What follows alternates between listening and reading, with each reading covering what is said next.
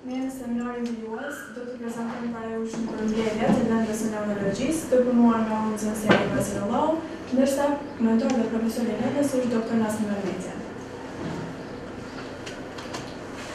Atëherë, objektivat e këtij prezantimi janë thuajse të gjitha sëmundjet e lëndës së neurologjisë, pra duke filluar nga Parkinsoni, Alzheimer, meningitis, skleroza multiple, miastenia gravis, distrofia muskulare, paraliza e bellit, kokdhendjet, malametit, goditje në trup, hematoma, paraliza cerebrale dhe duke përfunduar me epilepsi. Atëherë, sëmundja e parë është Parkinsoni. Çka është Parkinsoni? Parkinsoni është një sëmundje neurologjike, kronike, progresive, e cila vazhdimisht përkeqësohet. Dhe target i dëmtimit është pikërisht neuroni që është përgjegjës për lëvizje. Kjo është një sëmundje e cila karakterizohet me shtrëngullim të lëvizjeve, edhe më shumti i prek moshat e vjetra, pra personat e moshuar, mirë po nuk përjashton as edhe moshat e reja. Sa i përket etiologjisë së Parkinsonit, mendohet se personat të cilët kanë Parkinson gjatë analizave dhe ekzaminimeve të bëra është zbretur se substanca nigra, e cila është pjesë e ganglioneve bazale, ai normalisht në kushte fiziologjike e ka ngjyrën e zezë, e cila e merr ngjyrën pikërisht nga neurotransmeteri dopamin. Mirë po të personat të cilët janë me Parkinson është zbretur se kjo ngjyra e zezë të substanca nigra mungon, çka do të thotë se rrjedhimisht mungon edhe dopamina. Për këtë arsye, të këta persona mungon ngjyra e zezë e substancës nigra, ndërsa shkaktari se pse po vjen deri tek kjo mungesë e dopaminës nuk dihet qartë, mendohet se është infeksione, trauma, gjallëve, tumore, mirë po prapë nuk është diçka shumë definitive. Sa i përket pasqyrës klinike, karakterizohet me një akronim i cili quhet SMART. Çka paraqet Z-ja? Z-ja paraqet zvarritjen, pra këta pacient ecën duke u zvarritur, pra shkojnë sikur zhanca. M-ja është mimik, do me thonë fytyra e ka si mos. Këta pacient e ka një hipomimik, pra nuk mundën me shpreh mirë atë emocionin e vet. Ata faktikisht ndjejnë emocion, mirë po ne kur ta shohim ata kanë sikur duket se nuk pa ndjenja, pra nuk mundën me shpreh fare emocionin. A-ja është akinezia.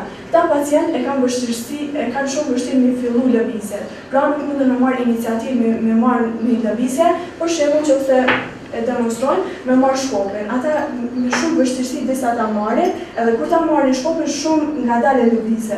Pra i kanë shumë vështirë domethënë me iniciu lëvizjet, R-ja paraqet rigiditetin. Pra këta persona arrin të shtanguar. E kanë një hipertoni rigjide, pra e kanë një shtangim e cila është i vazhdueshëm për një kohë të gjatë. Edhe T-ja është tremori. Tremori është pikërisht karakteristika e Parkinsonit, janë lëvizje të vogla, ritmike, jo hitike.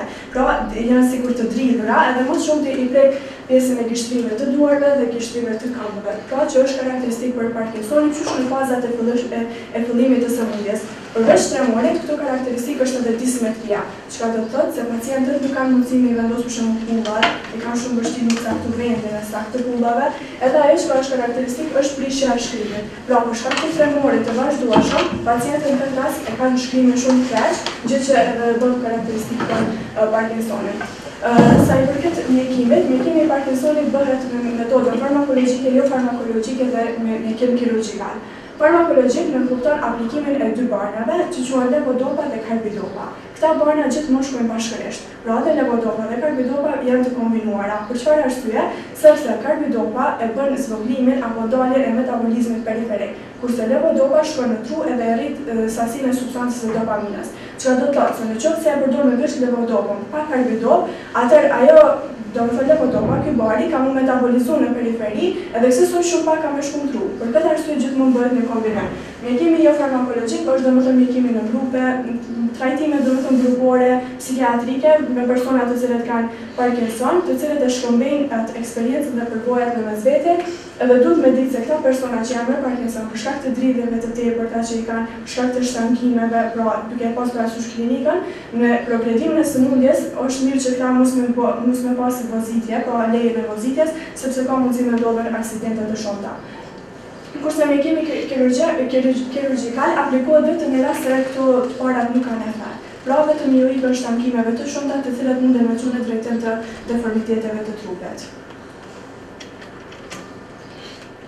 Atëherë sëmundja tjetër është Alzheimer. Alzheimer është një sëmundje neurologjike e cila bën pjesë në kuadrin të demencës. Pra është një paaftësi e organizmit për me kryer aktivitetet e tij të përditshme, me qas këto karakterizohet me dëmtim të folurit, të menduarit edhe kujtesës, që është karakteristikë. Sa i përket etiologjisë, kjo sëmundje nuk i dihet shkaktari, pra është me etiologji të panjohur, mirë po i dihet patofiziologjia. Është vërejtur se të personat që janë me Alzheimer në tru kanë dy karakteristika që e bëjnë të dallueshme Alzheimerin. Prania e pllakave senile edhe prania e këtyre lëmshëve neurofibrilare. Çka do të thotë? Në tru ekzistojnë disa proteina, të cilat quhen APP protein, që në vetvete përmbajnë disa proteina të vogla amyloid beta protein. Këto në kushte fiziologjike të njerëzit normal zvërtehen, pra lirohen, shkëputen nga ajo proteina e madhe, edhe përhapen në organizmin tonë, në kushte fiziologjike. Mirë po të personat që kanë Alzheimer, është vërejtur se janë bashkuar këto proteinat e vogla, edhe kësaj kanë formuar disa pllaka senile, të cilat janë vendosur nëpër neurone dhe kanë shkaktuar dëmtim të saj. Pikërisht kanë filluar të vendosen në pjesën e hipokampusit, e cila është përgjegjës për kujtesë, e më pas janë përhapur edhe në pjesën e korteksit. Pllaka senile, kurse lëmshët neurofibrilare çka janë? E dim se neuroni përbëhet prej trupit edhe prej zgjatimeve. Në këtë rast neve po na intereson aksoni, i cili është një zgjatim i neuronit edhe është përgjegjës për me bërë bartjen e impulseve. Aksoni në vetvete i përmbajnë disa proteina që quhen tau protein. Këto tau protein janë proteina të cilat ja mundsojnë aty trupit e aksonit me nejtë të bashkuar, me qëllim që me pas procese të mirë të impulseve. Mirë po të personat me Alzheimer, tau proteinat janë shkputur, edhe ato janë cellulat vogla të rinë bashkuar. Atëherë gjeneri janë shkput, momenti kur janë shkput, aty mberja ka pa mundsu impulsi me qarkullu, pra aksoni nuk ka mundësi me ekzistu dhe kësaj shkakton një nekrozë e neuronit. Edhe kur nekrotizohet neuroni, atëherë është jo funksional, veçanërisht për kushtetërisë e neuroni i cili është përgjegjës për kujtesë. Pra, duke filluar nga pjesa e hipokampusit dhe në pjesën e korteksit, kësaj edhe tek këta pacientë është karakteristike edhe humbja e kujtesës. Edhe tek këta është vërejtur edhe një atrofi trurore. Sa i përket pasqyrës klinike, pacientët të cilat janë me Alzheimer, pra janë i demenc. Humbje të kujtesës. Në fillim të sëmundjes pacientët harrojnë për emra, harrojnë kujt kanë sentër, i përsërisin të njëjtat fjalë vazhdimisht, tani me kalimin e kohës ata ja harrojnë emrin e anëtarëve të familjes, e më pas nëse progredon apo më shumë sëmundja, atëherë ka mundësi që pacienti as vetëm të merret në shtëpi, sepse ai harron edhe me kry nevojat e tij fiziologjike. Edhe harron kur me humbur bukë, harron kur mu veshon, edhe kësaj është mirë që mos melon vetë edhe mos melon shumë me dalë prej shtëpie, sepse ka mundësi që nëse del prej shtëpie edhe me harru më kthy. Edhe pasi që është edhe një sëmundje është vazhdimore, gjithashtu siç është ceka herët edhe atrofia trurore, humbja e kujtesës. Sa i përket mjekimit, pasi që nuk i dihet etiologjia, nuk dihet edhe mjekimi. Mirë po, ajo që është mirë më theksu, është që këta pacientë duhet me adhoni një mbështetje familjare edhe mbështetje sociale, me tregu që nuk janë vetë, a në qoftë se dalin prej shtëpie, atëherë është mirë me adhon do si bursylika, të cilët shënojnë adresa, emrin, numrin e telefonit, me qëllim që ato nëse humbet pacienti me di se çu shumë kthy. Sëmundja tjetër është meningitis. Çka është meningitis? Meningitis është një inflamacion, nga vetë termi të e pa, është një inflamacion i mbështetjes së trurit dhe i palës kurrizore. Pra, duke filluar nga pia mater, arachnoidea mater dhe dura mater.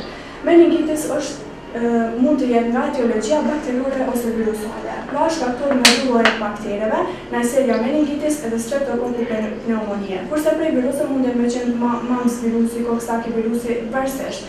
Sa i përket bakteriore, është mirë me theksu se prej moshës 0 deri në moshën 2 vjeçare, më shpesh që sëmurën është prej të dyve mundën, edhe prej Streptococcus dhe prej Neisserias. Prej 2 deri në 18 vjeç, atë kanë mundësi më shpesh të sëmurën personat nga Neisseria meningitis, kurse prej 18 dhe më lart, më shpesh të sëmurën prej Streptococcus pneumoniae. Te kjo sëmundje është karakteristike grumbullimi i lëngut cerebrospinal. Pra, në momenti kur fillon ka inflamacion, normalisht shenja e inflamacionit është edhe ajtja. Ajën mbështetësat e trurit, kur ajën ato e pamundsojnë në një farë forme qarkullimin e lëngut cerebrospinal. Kur pamundsojnë qarkullimi i lëngut cerebrospinal, atë rrjedhimisht ka rritën edhe shtypja intrakraniale. Rritet shtypja intrakraniale edhe kësaj ajo fillon të bën presion nëpër struktura të ndryshme trurore, edhe pikërisht për këtë arsye edhe fillon të shfaqen simptoma të cilat ne do të flasim në vazhdim. Pra, në klinikë, kur rrit ka shtypja intrakraniale edhe shfaqet klinika, mirë po ajo çka duhet me theksu është me dallu klinikën nga shkaktari. Për shembull, duke filluar prej virusale, bakteriore, tuberkulare është edhe rrjedhshmëria e klinikës. Virusale është më e lehtë edhe është më e shpesh, bakteriore është pak më e rrallë, mirë po është më e rrallë, a tuberkulare është shumë e rrallë, mirë po është shumë e rrallë pasqyra klinike. Në fillim në faza të hershme të sëmundjes prezantohet me sindrom infektiv. Pra pacientit kanë ete, temperaturë, djersitje, lidhje koke, kanë fotofobi, irritabilitet, egzantema, petekje, edhe ajo çka e bën karakteristik, nëse ka gjardhje petekiale ose të vogla në lëkurë, atë dyshohet për neisseria meningitis, që është shkaktar. A nëse kjo egzantema të dyshohet se ka etiologji virusale, edhe këtë për me bëu diferencën është mirë me bëu testin e gotës. Pra, nëse ka gjardhje petekiale, mirët në gotë edhe vendoset bëhet presion në pjesën e ku ka gjardhje. Nëse këto gjardhje largohen, atë nuk është diçka serioze. Nëse nuk largohen, atë bën me dyshues se për me bëhet fjalë për neisseria meningitis. Kurse në vonë fillohet të paraqitet sindroma meningiale, që thuhet se është pak tipike për këtë sëmundje. Është shenja Bruzhinski, shenja Kernikut edhe Rigor Nuhen. Shenja Kernikut është një metodë ekzaminuese ku mjeku e merr pjesën me dy duar, një dorë me atë gjuri, një dorë me atë thembla, edhe bën fleksion të femurit. Edhe në momentin kur ai bën, domethënë ngrit femurin në pjesën e sipërme të barkut, pacienti automatikisht ka me drejtu pjesën e kërcilit, pra në kërcer, për shkak të dhimbjeve të mëdha që i ka edhe për shkak të rritjes së shtypjes intrakranuale. Kurse shenja Bruzhinski është atë kur mjeku me një dorë e ngre qafën në drejtim të sternumit, edhe pacienti automatikisht ka me bërë fleksion të femurit. Edhe këto për drejtën arsye se nuk ka mundësi me dëgju dhimbje. Edhe Rigor Nuhen ose ka shtangim qafe, që është karakteristik për këtë sëmundje. Diagnoza varet për shkaktarit, që se ka dhe më herët. Është mirë më tek pacienti mikrokultura, pra shikohet lëngu cerebrospinal. Nëse është shkaktari bakterior, atëherë shohim se lëngu cerebrospinal do të jetë i trombull, edhe glukoza proteina do të jenë të zvogluara. Nëse është viral dhe tuberkular, lëngu cerebrospinal do të jetë i kthjellët, mirë glukoza dhe proteina do të jenë kushte normale për shkak të mos shfrytëzimit të virusëve në këtë rast. Kurse sa e përket mjekimit, edhe këtu varet për shkaktari. Nëse është shkaktari bakterior, atë përdorin cefalosporina të gjeneratës së krejt, kurse ajo virusale dhe tuberkular përdorin antiviral, atë të tuberkulozi përdorin bana që janë antituberkulini. Sa e përket diagnozës diferenciale, ku e bën dallimin mes të meningitis dhe encefalitis. Dallimi është thuajse nuk është shumë karakteristik për shkak se këtu që e përmendëm edhe të meningiti edhe të encefaliti janë të njëjta, mirë po encefaliti për shkak se preket edhe tubi, pacienti ka me pasur çrregullime neurologjike, pra pareza, paraliza, çrregullime kognitive, kuforit, menduarit, kujtesa, pra ka me qenë i dezorientuar në kohën hapësirë, gjë që të meningiti nuk janë karakteristike dhe kjo e bën edhe diferencën. Më pas është skleroza multiple. Skleroza multiple është një sëmundje neurologjike, kronike, progresive, mirë po ajo që ka bën të dallueshme prej Alzheimerit, ose kjo ka mundësi me stagnu edhe me përmirësu. Pra nuk shkon vetëm në kronicitet, ka mundësi me ndalin edhe me pas remisione të shpeshta. Kjo sëmundje karakterizohet me shkatrim të mielinës, pra pjesa e aksonit thamë që mbështillet me mielin. Edhe mielina pikërisht është ajo që i mba impulset, domethënë mundëson qarkullimin e impulseve. Kurse te kjo sëmundje, për shkaqe autoimunitare, mendohet se ky autoimunitet është ngjitur nga një virus i cili quhet papilloma G virusi. Ky e stimulon shkatrimin e mielinës, edhe në momentin kur shkatrohet mielina, atëherë impulset e kanë pamundur me qarkullu, edhe kanë me dalën në mënyrë kaotike. Pra nuk kanë me shku rrjetet që kanë normal, mirë po kanë më shpërndarë për organizëm, edhe pikërisht ky fakt e bën që dhe klinika me qenë shumë e larmishme. Pra mos me pasën lidhje me një sëmundje të veçantë, sepse impulset përhapen në për organizmin, edhe kjo është një sëmundje që i blen më shumë te moshat e reja, edhe është karakteristike vetëm për femrat. Sa e përket pasqyrës klinike, thamë se ka remisione të shpeshta. Pra, ose ka mundësi vetëm me përkecu, ose ka mundësi për shembull me pasën përkecim, ta në ndalet, ta në kthehet apo shërohet, edhe kështu me radhë. Mirë po, nëse veç vazhdon të përkecu, nuk ndalet edhe nuk ka remisione ose shërime, atëherë kjo çon edhe në drejtim të mbetjes, domethënë invaliditetit. Pacientët kanë mundësi që mbas ditës në 15 vjetë me mbetje alkoolik. Pasqyra klinike thamë që është shumë e larmishme, sepse impulset të përhapen në mënyrë kaotike. Mirë po fillimisht pacientët kanë me pasur pareza dhe paraliza, domethënë një parestezion ose mpjerje të ekstremiteteve, të fytyrës, të gjuhës, domethënë në përgjithësi të trupit, e më pas fillojnë paraqiten edhe parezat, paralizat e ekstremiteteve. Gjithashtu pacientët kanë pasur ataksi lokomotore, pra kanë nesë në mënyrë zigzag edhe nuk mundën me koordinu lëvizjet e veta, ka me pasur edhe dëmtim domethënë çrregullime okulomotore, ptoz, diplopi, mioza, kanë mundësi një shfaqen. Pra në përgjithësi pacienti mundën me pasën ethe, mundën me pasën edhe inkontinencë apo retencë urinare, pra ose sulema urinën ose urinon shumë, apo ose sulema fecesin ose defekon shumë. Pra edhe këto është karakteristike edhe fenomeni i Wood-Hobbit. pasqyrë klinike që përmendëm, domethënë këtu shenja karakteristike të kësaj sëmundje kanë mundësi mu përkeqësu akoma më shumë nëse pacienti vjen në kontakt me temperaturën. Për shembull, është një persona me sklerozë multiple edhe shkon e bën një banjo me ujë të nxehtë edhe mbas e dole kiç simptoma i përkeqëson akoma më shumë. Sa i përket diagnostikimit, pasi që kjo sëmundje është sëmundje që i prek më shumë të shtresën e bardhë të trurit, sesa shtresën e përhem, atëherë në rezonancë magnetike kemi me vletën disa lezione të bardha asimetrike në tru. Po ashtu shikohen edhe disa lloje të proteinave, mirëpo ajo që është më karakteristike është rezonanca magnetike. Mjekimi bëhet me imunodilatator dhe imunokompresor. Imunodilatator janë ata që rrisin imunitetin, për shembull interferoni, kjo përdoret në rast para se ndodhë sulmi, gjatë sulmit edhe pasi që të kalojë sulmi. Kjo përdoret për arritje imunitetin se thamë që shkaku mundet me qenë papilloma gravidusit. Kurse imunokompresorët, për shembull glukokortikosteroidët, këta përdoren vetëm në rast të atoqeve ose sulmeve akute dhe nëse sëmundja vetëm progredon edhe nuk përmirësohet. Mirëpo kjo imunokompresorët përdoren për shkak se thamë që është një sëmundje autoimunitare dhe kësaj me zgjodhur prodhimin autoantitrupave me qëllim që me ardhërit të shërimit të sëmundjes. Miastenia gravis, miastenia gravis edhe kjo është një sëmundje neurologjike, mirëpo është një sëmundje e cila kjo është autoimunitare. Edhe këto prodhojnë disa autoantitrupa, të cilat i prekin lidhjet neuromuskulare. Pra, prekin lidhjet neuromuskulare, edhe çdo autoantitrupa shkojnë edhe shkatrojnë receptorët e acetilkolinas. Pra, këto janë receptorët në baresat nervore. Edhe në momentin ku shkatrohen receptorët e acetilkolinës, atëherë acetilkolina s'ka me kon mund të lidh. Mirëpo për shkak të nevojitet neve ky neurotransmeter apo kjo substancë aktive. Në nevojitet për shkak se acetilkolina është një neurotransmeter që vjen përder të kontraksionit të muskujve, pra i ndihmon muskujt të kontraktu. Në momentin kur nuk ekzistojnë receptorët, rrjedhimisht ka ekzistuar acetilkolina se s'ka kush me lidhë.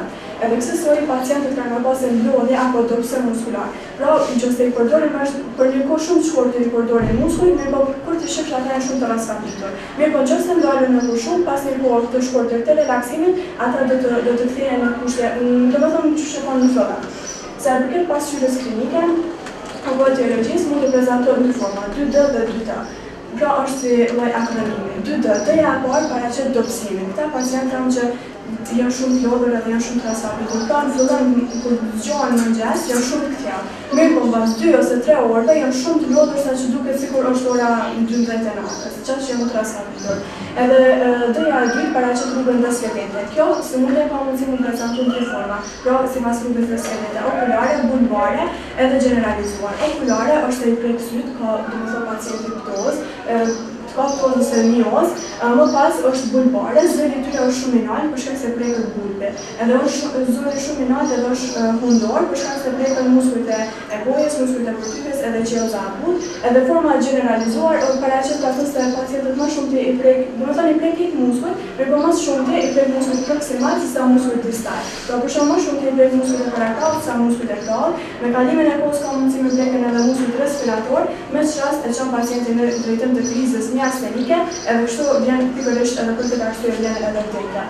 Kurse 2T mendohet se pacientët të cilët janë me miastenia gravis është vërejtur se timusi që është një gjendër parakrahore është gjendër e cila shërben për pjekjen e qelizave leukocitare, me për moshën e familjisë. Kurse në momentin kur të rritet personi, ajo fillon të atrofohet dhe është funksionale. Kurse te këta pacientë është vërejtur se ka pasur një rritje ose hiperplazion të gjendrës së timusit, kurse gjendra tiroide, e cila shërben për metabolizëm, atëherë këto është vërejtur se këta pacientë kanë pasur një hipertireoz, pra lirim të tepërt të hormoneve që i liron gjendra tiroide, siç janë T3, T4 ose TSH.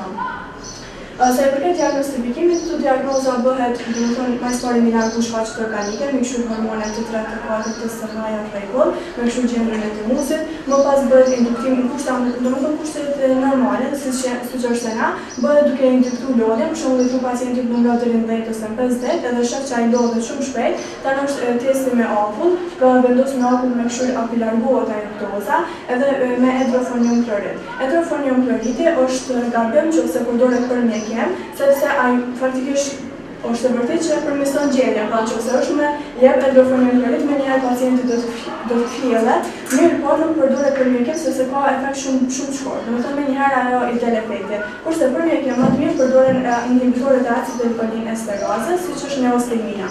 Acetilkolin esterasa është një enzim e cila e bën shkatlimin e acetilkolinës kur është te prizë, domethënë në pjesë që nuk nevojitet kushte fiziologjike. Mirë po tek ne kur kemi mungesë të acetilkolinës, kësaj nëse përdor një inhibitor të acetilkolin esterasës, bllokohet ai enzimi që i shkatron, edhe kësaj kemi me pasën pak më shumë acetilkolin me qëllim që me ndihmu gjendjen. Atëherë distrofia muskulare dyshime. Distrofia muskulare edhe kjo është një sëmundje e cila bën pjesë në grupin e miopative, pra çrregullimet e muskulave, mirë po pa e prek sistemin nervor qendror dhe sistemin nervor periferik. Kjo është një sëmundje e cila i prek vetëm mushkujt, kurse femrat janë bartëse, sepse e bartin kromozomin X të sëmundit. Pra, te ky kromozom mungon një hormon i cili quhet një enzim i cili quhet distrofin, një proteinë fale, distrofin, e cila është përgjegjëse për zhvillimin e muskujve. Edhe kësaj femrat e bartin këtë gjë të sëmur, edhe kësaj pacientët kanë pasur çrregullime muskulare apo një miopati. Sa i përket pasqyrës klinike, kjo sëmundje nuk shfaqet në moshën domethënë në fillim, prej nikjes. Kjo sëmundje shfaqet prej moshës diku 2 deri në moshën 3 vjeçare. Edhe shenjat e para që brehen është shenja groversit, pra pacienti ka pamundësi më ngritën. Kur e shef fëmijën, ai kur çështë të ngritet në kohë, po gjithmonë duhet të humbajë për dysheme, më pas të humbajë për trupin derisa të drejtohet. Po ashtu vret edhe një pseudohipertrofi e pumpës, pra kjo pjesës së pasme të këmbës, e cila është një hipertrofi e rrajshme, pra nuk është funksionale. Këta pacientë kur të thosh për shkak me vraku e kanë shumë të vështirë me vraku, kur të thosh me qendru në këmbë nuk munden me një vonë, edhe kur të ecën si shota, kur të ngjiten për shkallë kanë shumë vështirë, domethënë gjithmonë duke u mbajtur për shkallë, edhe është karakteristikë se nuk zgjas shumë, se këta pacientë zakonisht në moshën 15-20 vjeçare vdesin për shkak të deformiteteve të mëdha që i kanë, pra jo sikolis, kanë skoliozë apo deformitet të boshit kurrizor, edhe çfarë shumë domethënë deformohen muskujt që nuk është në gjendje as në marrë ushqimin deri tek goja, edhe vjen një moment që i prek edhe muskujt respirator, edhe pavarësisht se tentojmë na me oksigjenoterapi ose diçka me kompenzu, prapse prapë nuk ka me pasën e kaq, sepse këta pacientë shkojnë në drejtim të vdekjes, për shkak të prekjes së muskujve respirator. Mjekimi është simptomatik, pasi që nuk ka veç mjekim pavarësisht se tentohet, mjekohet në trajtim simptomatik ose kortikosteroid. Atëherë paraliza e bellit. Paraliza e bellit nënkupton një lezion të neuronit motor periferik. Çfarë do të thotë? Ekziston neuroni motor periferik edhe neuroni motor qendror. Në momentin kur dëmtohet neuroni motor periferik, atë ndërpriten, e cila ka përardhje nga dy kortekset, ndërpriten të gjitha fijet nervore që vijnë edhe i nervojnë pjesën e gjysmës së fytyrës ose pjesën e fytyrës, edhe pikërisht në këtë rast kanë pasur edhe dëmtim të nervit facial, nervit dështor, i cili është përgjegjës për lëvizjen e fytyrës, për mimikën e kështu me radhë. Në këtë rast dëmtohet. Mirë po, ekziston edhe një formë tjetër, jo paralizat, por dëmtimi i neuronit motor qendror. Neuroni motor qendror e ka vetëm domethënë një nervim unikortikal, nuk është prej dy kortekseve, por vetëm prej njërit korteks. Edhe për me kuptu këtë malet, është mirë me do fytyrën në 3 pjesë. Pra, 1/3 e sipërme, 1/3 e mesme dhe 1/3 e poshtme. Tash 2/3 e sipërme të fytyrës ka një nervim unikortikal, ndërsa 1/3 e poshtme ka një nervim unikortikal. Momenti kur dëmtohet neuroni motor periferik, atë ndërpritet të gjitha fijet dhe ka më marrë gjysma e fytyrës. Edhe pasi që ka nervin bikortikal, për shembull që të dëmton një korteks, funksionon nga korteksi tjetër. Kurse te neuroni motor qendror, pasi që ka nervin unikortikal, atë nëse dëmtohet, atë nuk ka kush më marr funksionin, edhe pacienti ka më pas një farë marrje, nuk vetëm këtë pjesën 1/3 e poshtme e fytyrës. Pra ka më pas një marrje të fytyrës. Se në përket etiologjisë, mendohet se bullën tonë është një paradoks, se thonë kishte problem, mirë po faktikisht këto do mi kanë raport, sepse etiologjia e kësaj mendohet se është virusale, nga inflamacioni apo edhe nga tuberkuloza. Virusale mendohet se është faktor herpes simplex viruse, kurse ai shkakton një infeksion, kurse inflamacioni është për shembull ajka e fijave nervore. Momenti kur ajet fija nervore, këtë rast neuroni motor qendror, atëherë ai në pjesën e os temporalis ku ka lënë, ai neuron ka muaj dhe ka më bërë presion, edhe kësaj edhe shfaqet paraliza e bellit. Kurse te tumoret është një njëjtë mekanizëm, vetëm se trupi muaj, për shembull ka më bërë presion te nervi ose te neuroni, edhe kësaj ka më shfaqen paraliza e bellit. Se në pasqyrës klinike, këtu në mes përmendim fenomenin e bellit nga dhe sëmundja ka marrë emrin. Pse quhet fenomeni i bellit? Pasi që ta pacient e kanë paralizuar me gjysmën e fytyrës, këta nuk kanë mundësi me bën mbylljen e syve, sepse nuk kanë mundësi sepse kanë paralizuar. Mirë po, kushte fiziologjike, për shembull, këta në mënyrë psiqike e mbyllin syrin. Shurja e ditë që ti po do me mbyll syrin. Edhe te na, njerëzit normal, në momentin kur mbyllin syrin, atëherë kur përdor syrit shkon lart. Mirë po ne nuk e vrejmë këto. Kurse te këta pacient e vrejmë, në momentin kur ata tentojnë me mbyll syrin, e blejmë këtë sklerën apo të bardhën e syrit, sepse kur përdor shkon lart, syri s'ka mundësi me mbyll, kurse ne e shohim të bardhën, edhe për këtë arsye quhet edhe fenomeni i bardhë. Po ashtu këta pacientëve nuk kanë mundësi me rrugë ballë, nuk kanë mundësi me lëvizje vetullar, kjo subdusi nazolabial që është këto, kjo mundat krejtësisht, sepse kjo pjesa e shëndosh e fytyrës, pra në këtë rast pjesa e shëndosh e fytyrës e tërheq pjesën e sëmur, edhe pacientit i do këtë fshira si ansore, edhe këtë shijen e ka të shregullume, në hatërit po ashtu është të shregullume, pra aty ku ka paralizë nuk janë funksionale ato pjesë. Se ka dhe epifora krarje të gjatëve, mirë po është karakteristik të këta pacient, që do të përmendni te mjekimi, të këta pacientë është mirë që vazhdimisht me përdorën si mos trajtuese pika për sy. Pse? Sepse ne në kushte normale, natyrore, kemi lëngun e syrit apo latët, të cilat e bëjnë e pastrimin e tij. Mirë po pasi që te këta pacientë bie kjo pjesa e kapakut të syrit e poshtë, atë latët nuk kanë mundësi me nejtë në sy, mirë po bijnë poshtë, për këtë arsye edhe epifora, parje edhe të latëve, dalin latët e poshtë dhe nuk kanë mundësi me pastru syrin. Kësaj ne duhet në mënyrë artificiale me përdor pika për sy edhe me pastrimin e tij. Po ashtu duhet të përdorni fashë mbuluese gjatë natës, për shkak se syri qëndron i hapur, me lut nga infeksione, e vendosni fashë mbuluese, kurse gjatë ditës përdorni syze për me lutën. Edhe përdoret, domethënë trajtimi kauzal, nëse është shkaktar viroz, atëherë përdorni aciklovir, nëse mendojmë se shkaktari është inflamacion, atëherë përdorni prednison. Mirë po duhet të theksu se prednisoni është një palë e cili bën pjesë në grupin e glikokortikosteroidëve. Në fillim të sëmundjes duhet me përdorën 60 mg, për shkak se kjo sëmundje nuk zgjat shumë, duhet për 10 ditë edhe trajtohet edhe fatmirësisht nuk le pasoja shumicën e herave. Në fillim përdoret 60 mg, kurse mas 5 ditëve doza vjet duhet 40 mg për shkak të efekteve anësore që japin glikokortikosteroidët. Atëherë kokëdhimbje apo sekond. Kokëdhimbjet janë dhimbjet që prezentojnë në pjesën ndryshme të kokës. Edhe kemi një ndarje të kokëdhimbjeve. Përdomisht është sinus, klaster, tension dhe migrena. Kokëdhimbjet sinus janë kokëdhimbjet të cilat rrjedhin si pasojë e tentimeve në sinus, edhe aty ku lokalizohet sinusi, aty dhe shfaqet dhimbja. Për shembull, nëse preket sinusi frontal, atë kemi dhimbje në pjesën frontale, nëse preket sinusi maksillar, atë kemi dhimbje në pjesën e moncave të syrit. Edhe këto dhimbje gjithmonë që se bën presion edhe i shtyp, këto akoma më shumë përvletojnë edhe akoma më shumë përkeqësohen. Se përket klaster janë dhimbje shumë të forta, të njëpasnjëshme, të përsëritura, që i prekin më shumë të meshkujt, të moshave të reja, edhe prezantohen ose paraqiten në përreth syrit apo në brendit të syrit, edhe nuk zgjasin shumë. Kurse tensioni janë dhimbje të cilat rrjedhin nga tensioni dhe janë në formë shiriti, pra ose në pjesën frontale ka pacienti dhimbje, ose në pjesën e pasme të kokës, në pjesën oksiditore. Kurse migrena janë dhimbje pulsuese, gjysmë laterale që prekin gjysmën e kokës, edhe më shumë të i prek femrat e moshave të rritura. Se përkis shkaktarit të këtë këtyre sëmundjeve, mendohet që do të shkaktari përpërbashkët është stresi, lodhja e tepërt, anksioziteti, pirja e duhanit, alkoolit, cikli menstrual të femrat e kështu me radhë. Kurse të migrena, si faktor risku mendohet se është vasodilatacioni, pra zgjerimi i njerëve të gjakut, i cili mundet me ardhur si pasojë e përdorimit të ushqimeve me tiamin. Kësaj personat të cilët kanë migren, është mirë me ushqim ushqimeve me tiamin siç janë çokolada, djathi, pera e kështu me radhë, sepse këta stimulojnë vasodilatacionin, me çras pikërisht në të gjakut janë edhe receptorë të dhimbjes. Nëse ata zgjerohen, atëherë pacienti ka ngritur dhimbja akoma më shumë. Migrena është një kokëdhimbje e cila mund të prezantohet me aur dhe pa aur. Pra, me aur është forma klasike që njihet.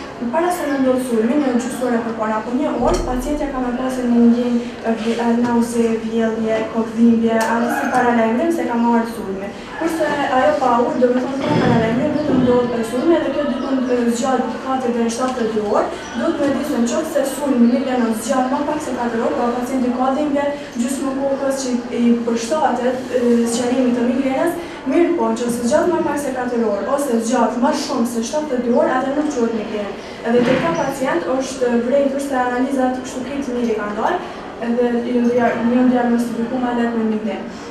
Se i përket klasterit, këta thënë që i prek një meshkujt edhe është dhimbja përreth syrit dhe brenda syrit. Këtu gjithashtu karakteristikë është edhe sindromi Hornierit. Pra pacientët kanë nevojë për miozë dhe lakremacion, edhe zakonisht gjatë 30 minuta deri në 1 orë, por janë dhimbje aq të fuqishme saqë mundën me çu pacientin edhe me qanësa. Sa i përket mjekimit kretë këtyre sëmundjeve fillimisht bëhet me analgetik. Pra varsisht prej shkallës së sëmundjes, përdormë analgetik më të lehtë, nëse sëmundja është më e rëndë, atë përdormë analgetik më të rëndë. Mirë po kur është migrena parandalohet me beta blokator kurse trajtohet me somatriptane.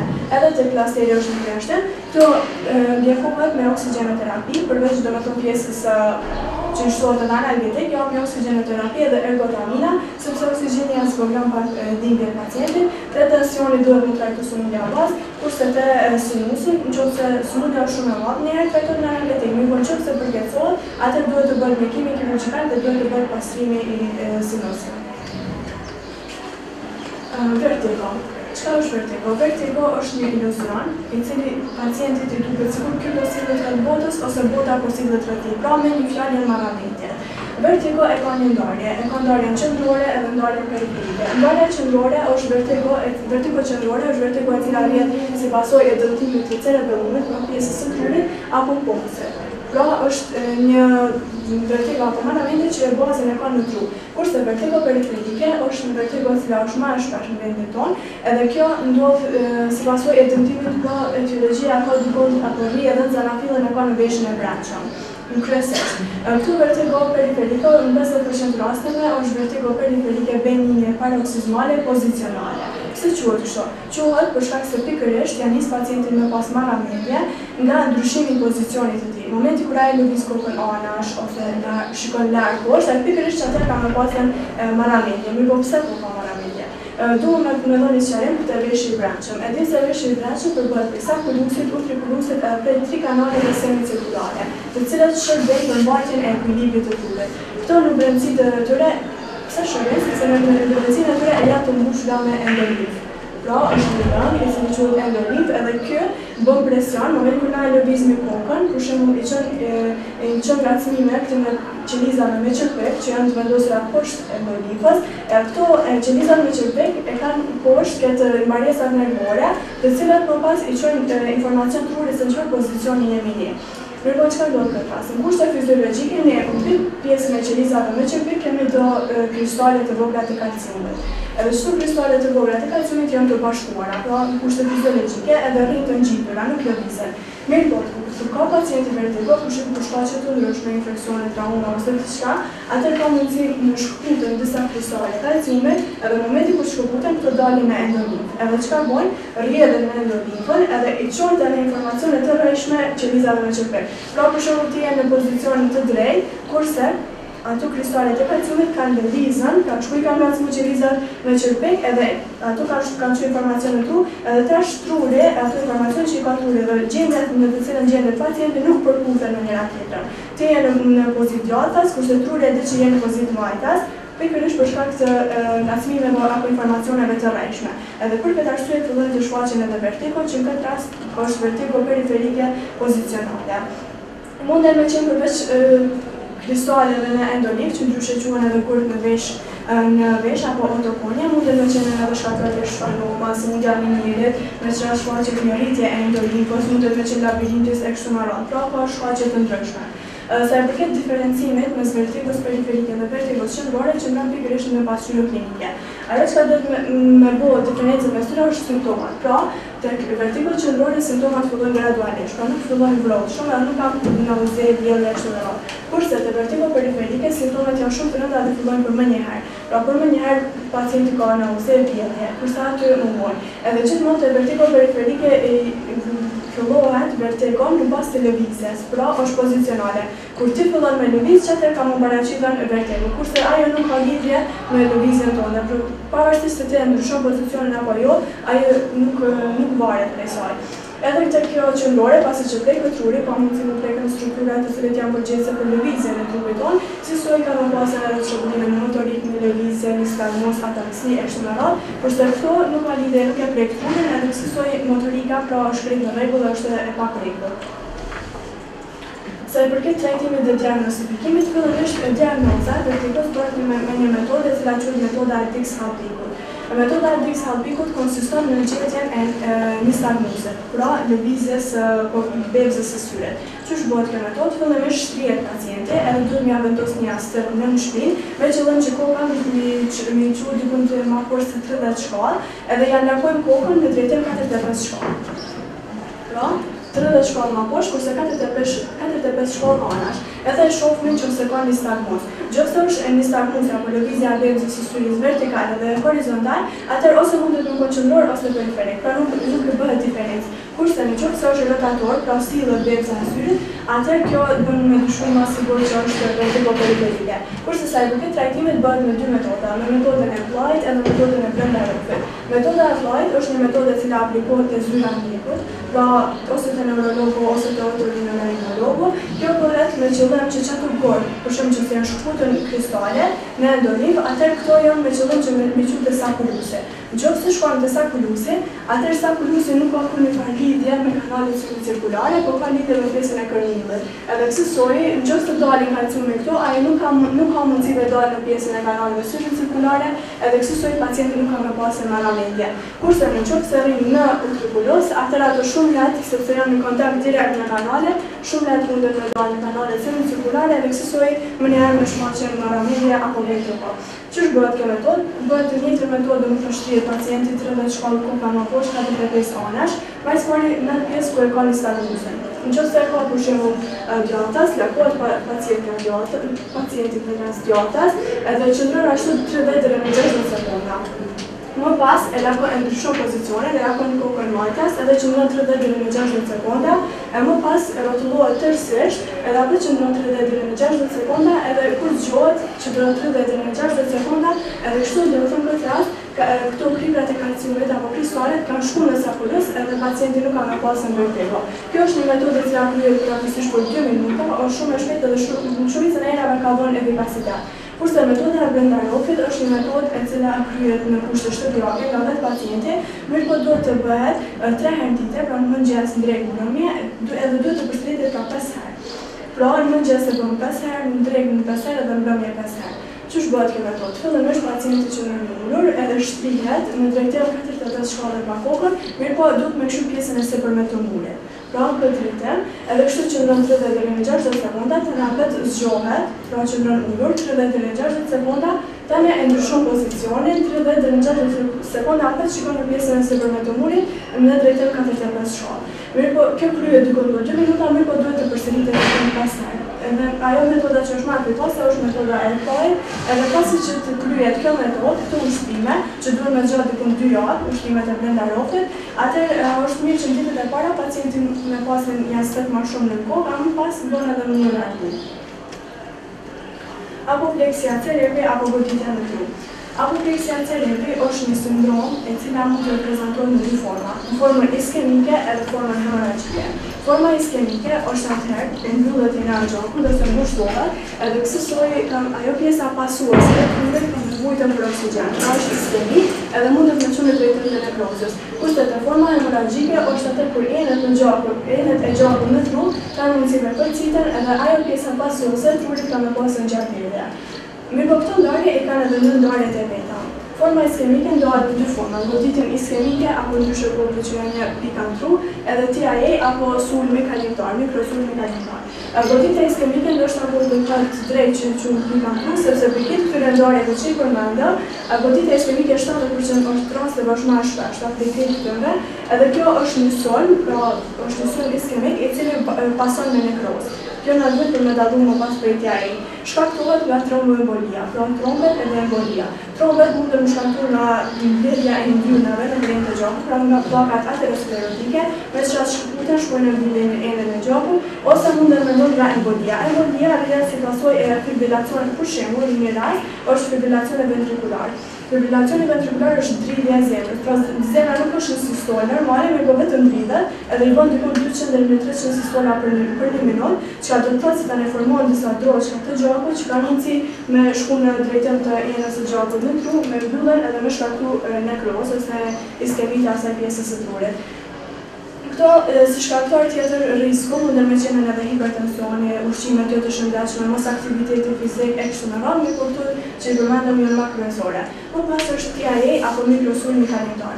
TIA është një mikrosulm apo një sulm kalimtar i cili është paralajmërim për infarkt. Pra, edhe në këtë rast, mbyllet jena gjakut, mirë po nuk jep nekroz, vetëm iskemik, që për me dallu prej goditjes iskemike, edhe simptomat e kësaj gjendje nuk zgjasin shumë. I zgjasin disa sekonda deri në disa minuta, thjesht pacienti ka me pas një paraslezion, ka me pas çrregullime në të folurit, çrregullime të menduarit, domethënë, mirë po që një gjendje kaotike nuk mund të ka ngjatur shumë pak, edhe du mund të marr parasysh këtë gjendje, sepse kjo të paralajmëron se ti e të shkon në drejtim të infarktit, edhe kësaj ka mundësi mu parandalu. Edhe këtu shkaktar të tjerë, domethënë nga tromboembolia. Ndarja tjetër është ndarja hemoragjike. Hemoragjike thamë se mbyllet përcet jena e gjakut edhe kësaj ka mundësi me dhënën hemoragji trurore. Edhe mi pata kjo i ka ndarjen e vet. Këto mundën me pas ndohen hemoragji cerebrale dhe hemoragji subarachnoidale. Hemoragjia cerebrale, kjo është një gjangjedhje trurore e cila mund të ndodhë si pasojë e traumave apo si pasojë e përcitjeve së arterieve vertebrale aterosklerotike. Kurse hemoragjia subarachnoidale edhe kjo ndodhë si pasojë e traumave, mirë po rasti tjetër është se mund të shkaktohet si pasojë e përcitjes së aneurizmave të venave, domethënë që e bën dallimin. Sa i përket klinikës, klinika është e njëjtë të dy ndarjet, edhe iskemike dhe hemoragjike, pra pacienti ka pareza, paraliza, çrregullime të folurit, komurit, menduarit, mundet me pasën edhe me shku në drejtim të vdekjes. Mirë po, ajo që ka bën diferencën mes iskemisë edhe hemoragjisë, ose të forma iskemike simptomat fillojnë me njëherë. Domethënë me njëherë pacienti me pas çrregullime të folurit, komurit, pareza, paraliza deri te vdekja, kurse te hemoragjike, mbas pari pacienti ka me pas nausë, vjedhje qendrore, kokëdhënie, e më pas fillojnë të shfaqen pareza, paraliza, ajo simptomatologjia me radhë. Mirë po, edhe këto ekziston një përjashtim te hemoragjia subarachnoidale. Se edhe këto, për shkak të përzijes së gjakut me lëngun cerebrospinal, rritet shtypja intrakraniale edhe me njëherë kanë mundësi me shfaqen simptomat. Domethënë si te forma iskemike, simptomat fillojnë në mënyrë të vlodhshme, edhe çka bën diferencën. Sa i përket diagnostikimit, duhet të bëhet me ehokardiografi ezofagiale, me ehodoppler, përdoret, domethënë bazë të pasqyrës klinike e kështu me radhë. Në klinikë varet se cila formë është, a është iskemike a është hemoragjike. Nëse është iskemike, atëherë duhet me dhënë trombolitik, pra me shkrit trombin, me qëllim që në lirojnë a gjakut, a nëse është hemoragjike, atëherë duhet të bëhet kraniotomia edhe evakuimi i gjakut, pra largimi i pjesës së gjakut. Hematomat, edhe hematomat janë pjesë e hemoragjive, këto ndohen në dy lloje, hematoma epidurale dhe hematoma subdurale. Hematoma epidurale është një hematoma e cila në diagnostikë me rezonancë apo në CT vrihet në formë të buzëqeshjes, kurse hematoma subdurale e ka formën e gjysmëhënës, edhe e ka formën si ajo ka formën e syrit, kurse kjo ka formën si buzëqeshjes apo si gjysmës së hënës. Për shkaktar varet se cila formë është. Hematoma epidurale, kjo mundet me ndodhë si pasojë e traumave apo përcitjes së arterieve aterosklerotike, kurse kjo subdurale ndodhë si pasojë traumave dhe përcitjes së aneurizmave të venave. Është një karakteristikë të hematoma epidurale, në fakt dy karakteristika, është intervali i lutësir edhe zgjerimi i vepsës. Çka është intervali i lutësir? Momenti kur pacienti shumë ka pasur një aksident, një traumë, edhe ka përcitje në gjakut, ai faktikisht ka dalë gjakut, mirë po çatë për çatë ka shumë pak gjak, e cila nuk është e mjaftueshme me bu presion nëpër strukturat trurore dhe me shfaqje simptomatologji. Edhe kësaj ka mundësi që ai pacient më liru, që është gabim i mjekut. Mirë po duhet me këshilluar atë pacient që mos me flet për disa orë, edhe me këshill mos me shfaqen simptoma ka nauzë, vjedhje, kokëdhënie. Nëse i shfaqen këto simptoma, duhet më njëherë më lajmëruar te mjeku, se ai faktikisht gjaku vetë shkon duke ju grumbulluar. Ai mbas e ka përcitjen e gjakut, fillon pa pak, mirë po mekanizmi e kohës i grumbullohet dhe kësaj jetë me fatalitete. Edhe zgjerimi i vepsës, pra vepsa zgjerohet edhe qëndrosh në një vendosh fikse. Edhe këtu do në thënë këtu hematoma epidurale, hematoma subdurale dhe këtu hemoragjia intracerebrale. Më pas është edhe paraliza cerebrale. Paraliza cerebrale është një sëmundje heterogjene, pra përfshin një grup të sëmundjeve, sindromeve, e cila karakterizohet me çrregullim të lëvizjeve. Mirë, është si distrofia, mirë po këtu problemi është në tru. Pra preket edhe dërto sistemi nervor qendror edhe sistemi nervor periferik. Edhe çka është karakteristike me të kjo sëmundje është se te persona të ndryshëm ka pasqyrë të ndryshme. Pra nuk mundemi me thënë një kufizim për një person, sepse në persona të ndryshme prezantohet në forma të ndryshme, edhe gjithashtu dëmtimi i cili ndodh në tru nuk progredon. Domethënë që dëmtim që ka ndodhur çashtu jetë, mirë po pasi që çrregullohet lëvizja vazhdimisht me kalimin e viteve ka më përkeqësuar akoma më shumë saqë ka vënë pacientin në invaliditet ose me deformitete të mëdha. Sa përket etiologjisë, kjo është një sëmundje që në 40% rasteve nuk i dihet shkaktari, mirë po nga ata që mendohet, mund të qenë prenatal, perinatal edhe postnatal. Prenatal një shkaktar më çfarë, do të thonë para lindjes. Edhe këta janë mbi 80% rasteve shkaktar, mund të qenë për shembull pesha e vogël e bebit ose shtatzanite shumë feshta apo infeksione të ndryshme. Perinatal, pra gjatë lindjes, ka mundësi që me ndodhë për shkak të shkputjes ose prerjes së kordonit umbilikal, edhe ka me zgjat pak kohë, edhe eksistoj pa fëmija ose fetusi gjatë kësaj kohe ka me vujtë për oksigjen truri i tij, edhe ka mundësi që me rrjedh paraliza cerebrale. Kurse postnatal këto infeksione traumat më bëjnë shumë pralla. Kurse baza e krejtjes etiologjisë është pikërisht iskemia e trurit. Pra vua e trurit për oksigjen edhe eksistoj edhe shfaqet paraliza cerebrale. Sa i përket pasqyrës klinike, i ka dy klasifikime apo dy ndarje, klasifikimi topografik edhe klasifikimi funksional. Klasifikimi topografik, domethënë si më falë me përkthy, është hapësimor, pra qysh prezantohet, është me paraliza, pra hemiplegji, diplegji, paraplegji, varet se çfarë lloji paralizës e prek pacientin, kurse klasifikimi funksional është ndohet tre forma, forma spastike, diskinetike dhe adaptike. Edhe ky klasifikim rrjedh kështu sepse dëmtohen tre pjesë, dëmtohet korteksi, ganglionet bazale edhe cerebellumet. Te forma spastike këtu preket korteksi edhe karakterizohet me një hipertoni edhe me hipokinezi. Pra pacienti ka me pas me fëmija, ka me pas fleksione të ekstremiteteve dhe rotacione të brendshme. Pra ka me pas ndodhur qështu edhe ka me kon i shtanguar. Edhe këtu kanë më përkeqësu, pra ka me pas kontraktura apo mungesë të lëvizjeve, ka me pas ngecje në lëvizje edhe deformitete të mëdha, sidomos të shtyllës kulizore, edhe në këtë rast preket korteksi. Kurse te forma diskinetike karakterizohet me lëvizje të ngajta të pavullnetshme dhe të paqëllimta, edhe këtu pacienti ka me pas fleksion të ekstremiteteve, mirë po ajo që karakterizohet këtu është se fëmia i mbajë gishtet siç është të shkruaj, mirë po nuk mundet me bë bashkë gishtin tregues me gishtin e madh. Pra kokën e mbahonesh edhe bën lëvizje si gjarpit. Edhe kjo ka në ndarjen e vet është forma atetoike dhe distonike. Forma atetoike karakterizohet me hiperkinezi dhe hipotoni, pra pacienti në këtë rast fëmia i bën kështu si lëvizje e krimbave të vegjël, kurse te forma atetoike dhe distonike këtu karakterizohet me një hipokinezi, mirë me hipertoni. Edhe gjithmonë nuk mund të në shku hipertonia me hiperkinezi, sepse nëse është pacienti shumë i shtrëngum, ai nuk mund të bëjë lëvizje të shumta. Mirë gjithmonë shkon e kundërta me njëra tjetra. Edhe në këtë rast preket ganglionet bazale, kurse forma ataksike karakterizohet me çrregullim në koordinim. Pra nuk mundet me marrë koordinimin fëmia edhe ecë në mënyrë zigzage, pra si me qenën i alkoolit, edhe te ky rast preket cerebellumi. Sa i përket diagnostifikimit, për diagnozë tipike është pasqyra klinike. Pra, çysh në fillim të pacientit, çysh fillim të moshës së tij, fëmijës, ai vrehet se është irritabel, nuk reagon domethënë në sëra, në emrin e tij sytë mbavësh me një vend ka fotofobi, rri shtangum ose shumë i lirumve, ecë në majën e gishtrive, ka domethënë deformitete të mëdha, edhe ajo mënyra se çysh e prezanton klinikën, janë shumë karakteristike, edhe këto e ndihmojnë diagnozën, pikërisht edhe me kalimin e viteve vrehet se te fëmia ka me pas një retardim mental. Pra mbi 30% rasteve ka mundësi fëmia me pas ngecje mentale, gjë që e ndihmon akoma më shumë diagnozën. Sa i përket trajtimit është nuk ka ndonjë trajtim specifik për shkak se nuk shërohet si sëmundje, mirë po për me mbajtjen për një ikën e shtangimeve dhe kontrakturave, atëherë është mirë me përdor fizioterapi, banja të ndryshme me farmakoterapi, mjekim kirurgjikal për me ikën edhe këtu rigiditetin, nëse nuk kanë efekt ato tjera, të nëse sëmundja veç shkon të përkeqësu, është mirë edhe me mbajtjen kurse speciale për shkak se ka retardime mentale. Edhe e fundit është epilepsia.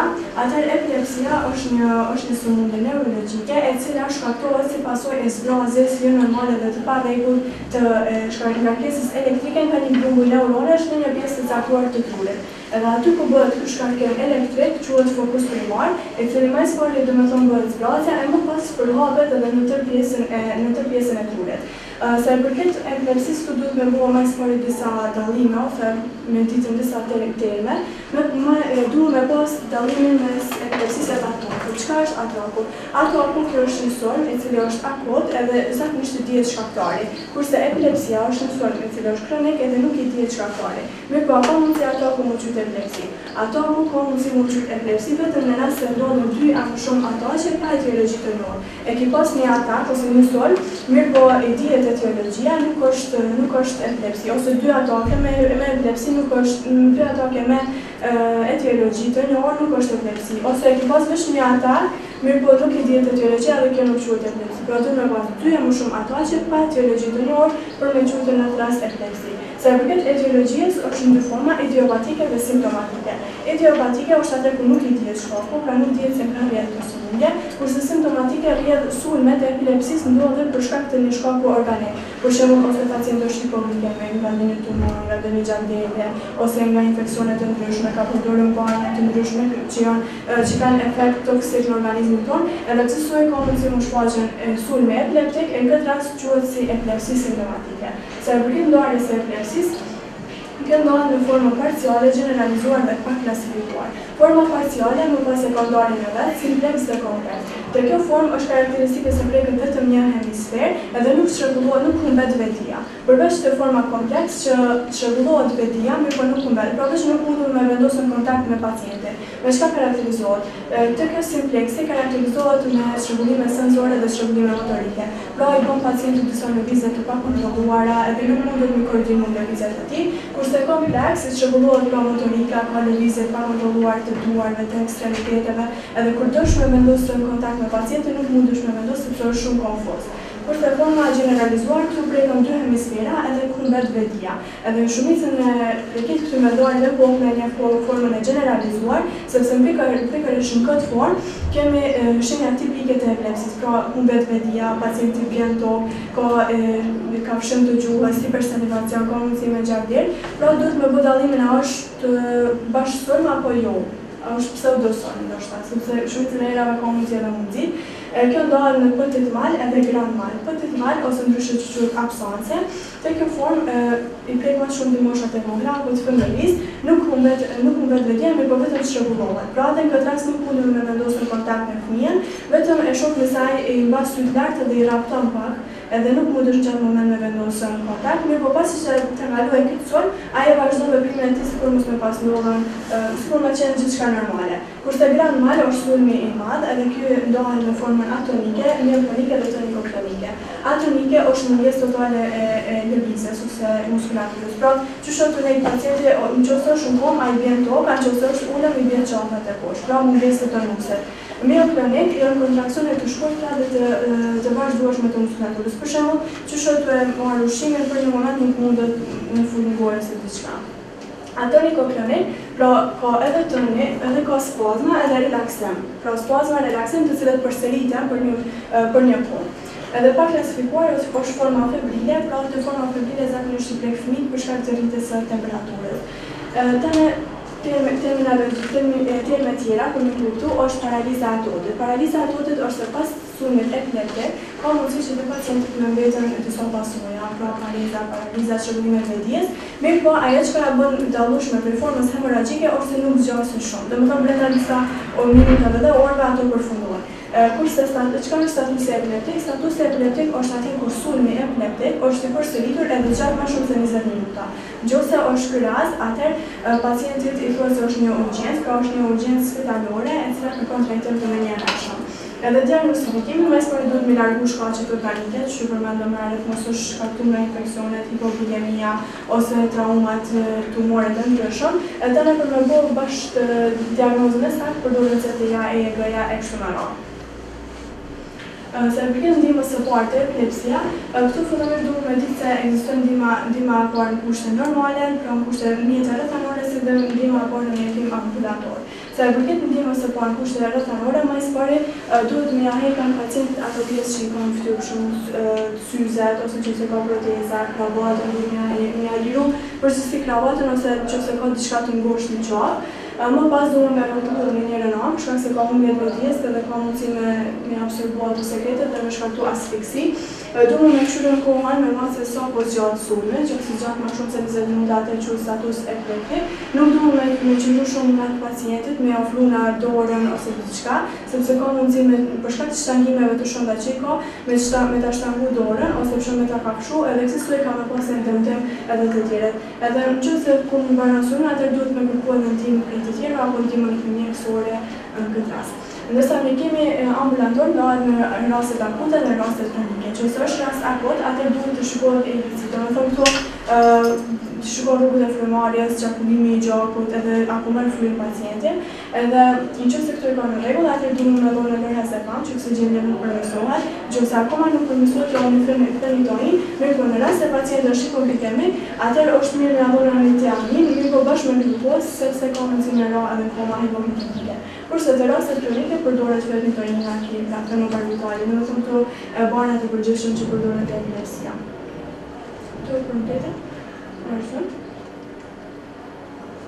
Se përket referencave, do të thonë janë librat nga të cilën e përdorim, është libra e shkollës së mesme, e neuropsikiatrisë, edhe libra tjerë që në shtesë. Pjesa edukative. Se ka dhe të të qëka? Alina? Qëka më ndonë të qëka është për ty të jesh më fatë? Për më mësë pari të jesh më fatë është që gjindesh në përshkollë, gjindesh në drejtën e kësaj shoqërie pashmëri cilë të uzanë drejt rrugës drejtë dhe jo drejt e rrugimit.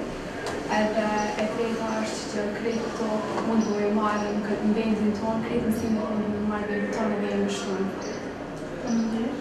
Amiri?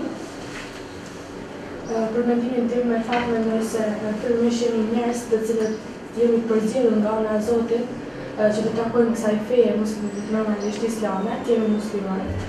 Pastaj mendoj që po ashtu fati i madh është që i takoj një familje të tillë që kam deri më sot dhe kjo familje më ka mbështetur me çdo hap të jetësime që kam bërë. Mendoj po ashtu se fati është edhe që kam familjen time të dytë që është pra ky rreth shoqëror që gjindem sot dhe fati edhe më i madh është që deri në domethënë që gjindemi, jetojmë dhe veprojmë në këtë rreth ku është pra qyteti i Preshevës. Një përshëndetje, po është çka? Atëherë, falenderoj për bashkëpunimin. Atëherë, unë jam dakord me mendimet e kolegëve, mirë po arsyeja se kam zgjedhur këtë foto dhe këtë thënie është për më tregu shumicës së njerëzve se edhe fati më njerë keq kuptohet dhe keq interpretohet. Për shkak se jo gjithmonë për shembull njerëzit duhet ta konsiderojnë veten me fat nëse kanë familje, ose nëse kanë profesor të mirë, nëse kanë fenë e mirë ose janë udhë të drejtë, sepse shumica e njerëzve fatin nuk duhet me konceptu vetëm këtë aspekt, sepse fati mbahet në dy shtylla sipas mendimit tim. E para është shtylla e mirënjohjes. Pra, nuk je me fat nëse e ke një familje të mirë, po nëse nuk e di edhe nuk e ke mirënjohjen e asaj familje. Çka nëse ti mendon që je me fat që i ke dy prindër, mirë po çdo ditë ja kthen fjalën atyre ose asnjëherë nuk i ndëgjon këshillat e tyre. Nuk do të thotë të jesh me fat për shembull që sot ne jemi me fat që i kemi profesor Nazmion në prezencën tonë, mirë po edhe këtë këto prezantime që u bënë, këtë këto mësime që deri tashmë i sqarova, janë pikërisht prej profesorit, sepse janë sqarimet e tia në pasqyrim time. Edhe nuk është me fat gjithmonë me pasën për shembull një profesor të tillë, mirë po ka ja ditën vjerën atij. Faleminderit Anar për durimin, shpresoj që ti kam shpërblyer, edhe është edhe një fat tjetër për shkollën tonë që e kemi pasën drejtoren, një inxhinierin Telat Arife. Me të vërtetë ja kemi ditë shumë vlerën atij edhe na ka ndihmuar që sot ne pikërisht një realizuar dhe ëndra e tij që sot ne të konsiderohemi si një shkollë profesionale edhe të jemi konkurruese edhe në rrjete internacionale. Faleminderit.